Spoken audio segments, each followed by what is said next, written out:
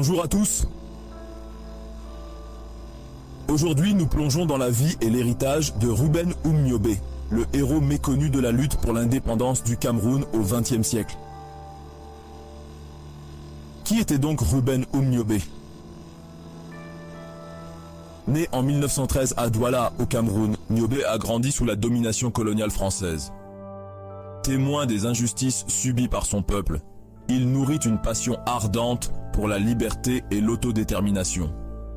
Dès son jeune âge, Niobé s'engage activement dans le mouvement nationaliste, rejoignant le Parti des indépendants camerounais. En 1948, il joue un rôle clé dans la fondation de l'Union des populations du Cameroun, ou UPC, qui devient le fer de lance de la lutte anticoloniale dans le pays. Sous le leadership charismatique de Niobé, l'UPC combat sans relâche la domination française.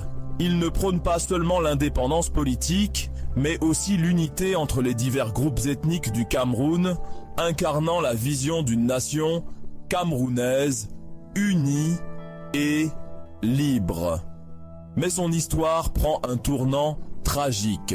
En 1958, Niobé est traqué par l'armée française et tué dans une embuscade. Sa mort symbolise le prix exorbitant payé par ceux qui ont osé défier le colonialisme et aspirer à la liberté pour leur peuple. Pourtant, l'héritage de Ruben Oumniobé perdure. Son courage, sa détermination et son sacrifice ont inspiré des générations de Camerounais à poursuivre le combat pour la justice et la liberté. Son nom reste gravé dans l'histoire du Cameroun en tant que martyr de l'indépendance nationale.